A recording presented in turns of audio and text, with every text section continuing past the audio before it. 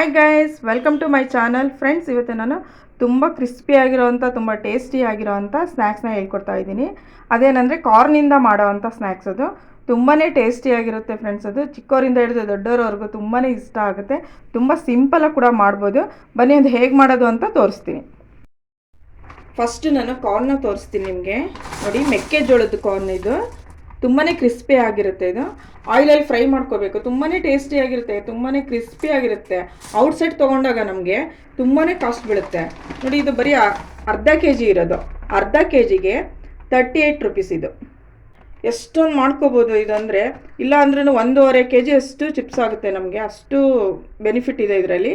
ತುಂಬಾ ಟೇಸ್ಟಿಯಾಗಿರುತ್ತೆ. ಬನ್ನಿ ಅದು ಹೇಗೆ ಮಾಡೋದು ಅಂತ ನೋಡೋಣ. ತುಂಬ ಸಿಂಪಲ್ ಫ್ರೆಂಡ್. ಇದು ತುಂಬ ಚೆನ್ನಾಗಿ ಈಸಿಯಾಗಿ ಮಾಡ್ಕೋಬೋದು. ಫಸ್ಟ್ ಎಣ್ಣೆ ಕಾಯಕ್ಕೆ ಇಟ್ಕೊಳ್ಳೋಣ.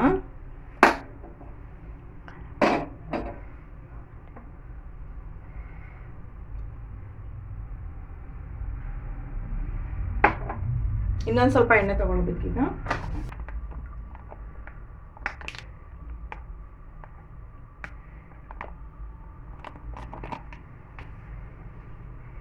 ಎಣ್ಣೆ ಚೆನ್ನಾಗಿ ಕಾಯಿಲಿ ಇವಾಗ. ಅದು ಈಗ ಎಣ್ಣೆ ಕಾದಿದೆ ನೋಡಿ ಇವಾಗ. ಓಕೆನಾ?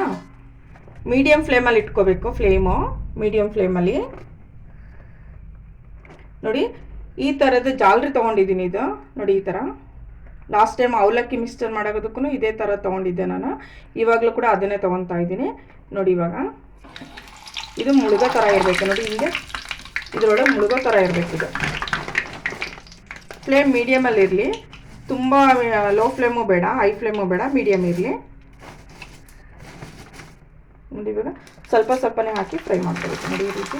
ನೋಡಿ ಹೇಗೆ ಅರಳ್ತಾ ಇದೆ ನೋಡಿ. ಇದು ಇಷ್ಟೇ ಇದೆ ನೋಡ್ರಿ, ಸಿಂಪಲ್ ಇದು.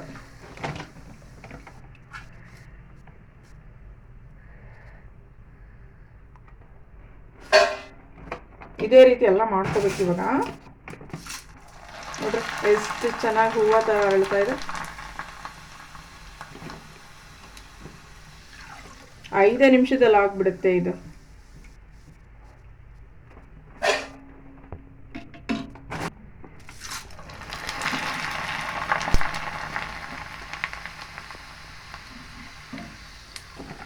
ಸೈಡಲ್ಲಿ ಕಾಫಿ ಮಾಡೋಕ್ಕಿಟ್ಟು ಈ ಕಡೆ ಇದನ್ನು ಫ್ರೈ ಮಾಡ್ಕೊಂಬಿಡ್ಬೋದು. ಅಷ್ಟು ಈಸಿ ಇದು. ಇದೇ ರೀತಿ ಎಲ್ಲಾನು ಫ್ರೈ ಮಾಡ್ಕೋಬೇಕು.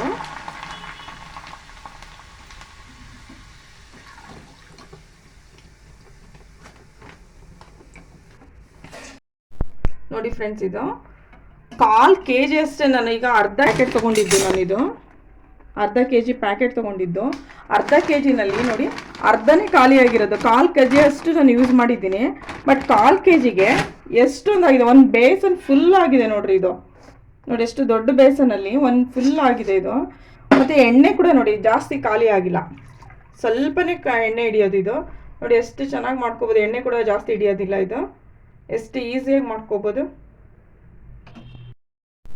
ಈಗ ಇದಕ್ಕೆ ಮಸಾಲೆ ರೆಡಿ ಮಾಡ್ಕೊಳ್ಳೋಣ.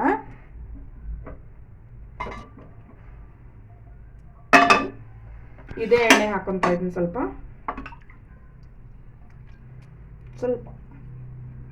ಫ್ರೈ ಮಾಡ್ಕೊಳ್ಳೋಷ್ಟು ಸಾಕು. ಎಣ್ಣೆ ಕಾಯಿಲಿ. ಇದು ಸ್ವಲ್ಪ ಎಣ್ಣೆ ಕಾಯ್ತಾ ಇದೆ ನೋಡಿ. ಅಲ್ಲಿ ತನಕ ಇದನ್ನೆಲ್ಲ ಮಿಕ್ಸ್ ಮಾಡ್ಕೋಬೇಕು. ಇವಾಗ ಎಣ್ಣೆಯಲ್ಲಿ ಫ್ರೈ ಮಾಡ್ಕೋಬೇಕು ಇದನ್ನು.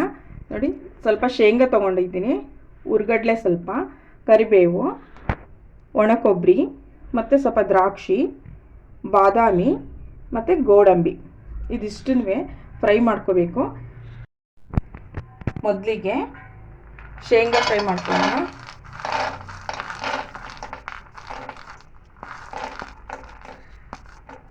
ಒಂದೊಂದೇ ಹಾಕೊಂಡು ಫ್ರೈ ಮಾಡ್ಕೋಬೇಕು.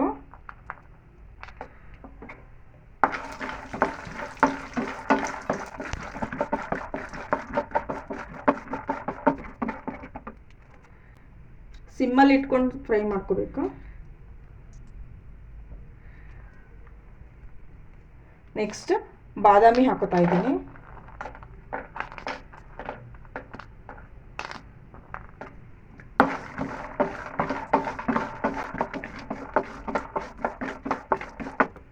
ನೆಕ್ಸ್ಟ್ ಗೋಡಂಬಿ,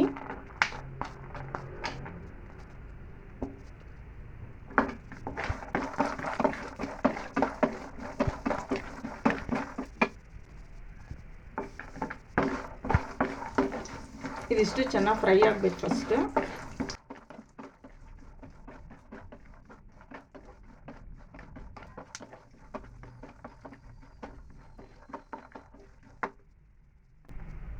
ಆಮೇಲೆ ಹುರ್ಗಡ್ಲೆ ಹಾಕೊತಾ ಇದ್ದೀನಿ.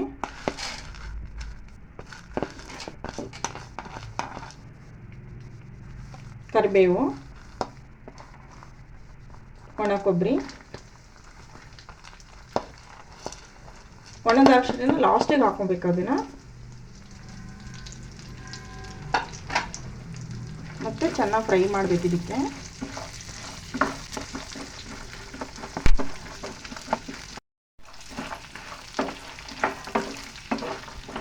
ಲೈಟ್ ಬ್ರೌನ್ ಬರಲಿ ಸ್ವಲ್ಪ.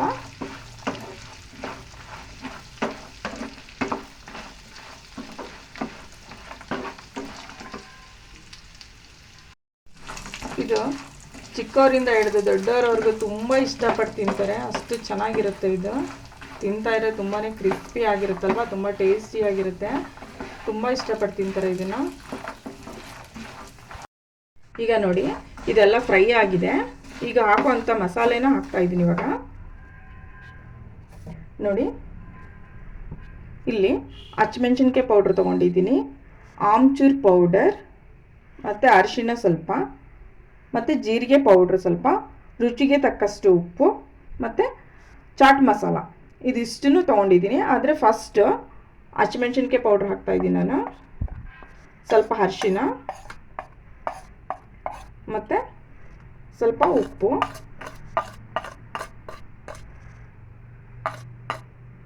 ಇವೆರಡನ್ನು ಆಮ್ಚೂರು ಮತ್ತು ಜೀರಾ ಪೌಡರು, ಚಾಟ್ ಮಸಾಲ ಆಮೇಲೆ ಹಾಕೊತೀನಿ.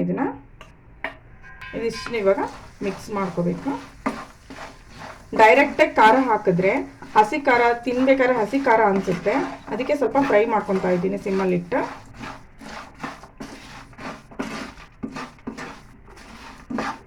ನೋಡಿ ಇವಾಗ ಆಯ್ತು. ಇದು ಸ್ಟವ್ ಆಫ್ ಮಾಡ್ಕೋಬೇಕು. ಈಗ ಇದಕ್ಕೆ ಮಿಕ್ಸ್ ಮಾಡ್ಕೋಬೇಕು ಇದನ್ನೆಲ್ಲನೂ.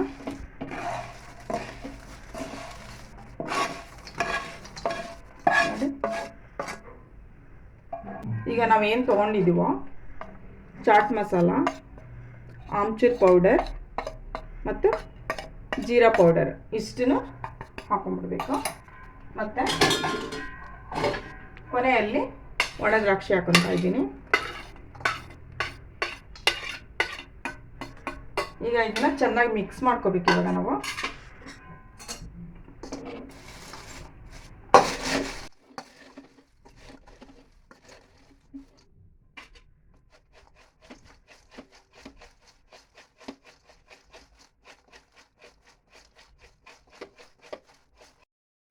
ನೋಡಿ ಇವಾಗ ಮಿಕ್ಸ್ ಮಾಡಾಗಿದೆ. ಇವಾಗ ಎಲ್ಲ ನೋಡಿ ತುಂಬ ಟೇಸ್ಟಿಯಾಗಿರುತ್ತೆ, ತುಂಬ ಚೆನ್ನಾಗಿರುತ್ತೆ. ನೀವು ಮಾಡಿ ನೋಡಿ ಫ್ರೆಂಡ್ಸ್. ಈ ವಿಡಿಯೋ ಪ್ರತಿಯೊಬ್ಬರಿಗೂ ಇಷ್ಟ ಆಗಿರುತ್ತೆ ಅಂದ್ಕೊಂಡಿರ್ತೀನಿ. ಕಾಫಿ ಟೈಮ್ಗೆ ತುಂಬಾ ಚೆನ್ನಾಗಿರುತ್ತೆ. ನೀವು ಮಾಡಿ ನೋಡಿ, ಕಮೆಂಟ್ ಬಾಕ್ಸಲ್ಲಿ ತಿಳಿಸಿ ಹೇಗಿತ್ತು ಅಂತ. ಈ ವಿಡಿಯೋ ಇಷ್ಟ ಆಗಿದ್ದರೆ ಲೈಕ್ ಮಾಡಿ, ಶೇರ್ ಮಾಡಿ, ಕಮೆಂಟ್ ಮಾಡಿ, ಸಬ್ಸ್ಕ್ರೈಬ್ ಮಾಡಿ, ಪಕ್ಕದಲ್ಲಿರೋ ಬೆಲ್ ಐಕನ್ ಪ್ರೆಸ್ ಮಾಡಿ. Thank you for watching.